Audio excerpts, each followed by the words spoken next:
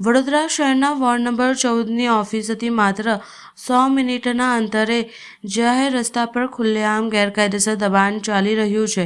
જાહેર માર્ગ પર 4 વ્હીલર એએસસીસ લાઇનિંગ ધંધો રસ્તો સંપૂર્ણ રીતે રોકીને કરવામાં આવી રહ્યો છે। આ દબાણ એટલું ગંભીર બની ગયું છે ત્યાંથી પદયાત્રીઓ તો દૂર, ક્યારેક સાયકલ પસાર થવી પણ મુશ્કેલ બની ગઈ છે। રોજિંદા સમયે અહીં ભારે ટ્રાફિક જામ થાય છે, જેના કારણે સ્થાનિક રહીશો અને વાહન ચાલકોને ભારે હાલાકી સહન કરવી પડે છે।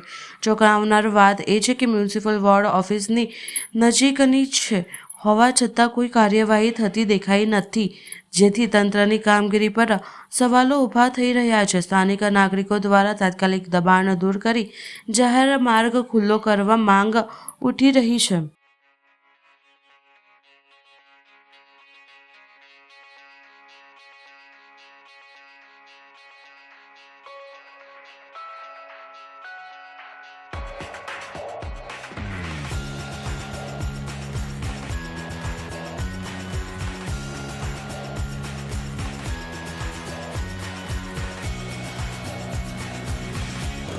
વડોદરા શહેરની અંદર આવેલ વોર્ડ નંબર 14ની ઓફિસના 100 મીટરના અંતરમાં જ ગેરકાયદેસર દબાણો કરીને ટ્રાફિકની સમસ્યા વધારે ઉત્પન્ન થાય તેવી પ્રવૃત્તિઓ જોવા મળે છે। આ વોર્ડ નંબર 14ની ઓફિસની 100 મીટરની અંતરમાં જ જે 4 વ્હીલર એસેસરીઝ અને લાઇનિંગના ધંધા કરતા જે વેપારીઓ છે તેમને સંપૂર્ણ રસ્તો રોકીને ત્યાં આગળ સાયકલ સુદ્ધા પણ ના જાય ને તેવી પરિસ્થિતિનું ઉત્પન્ન કરવામાં આવ્યું છે। પબ્લિકને અવર જવર કરવામાં ખૂબ જ હાલાકીનો સામનો કરવો પડે છે અને સાથે સાથે જ આ દબાણો દૂર કરવાની વાત તો દૂર, પણ મહત્ત્વની વાત એ છે કે મ્યુનિસિપલ ઓફિસ ત્યાં એકદમ નજીકમાં છે। ત્યાંના જે અધિકારીઓ છે એમને આ વસ્તુ કેમ દેખાતી નથી?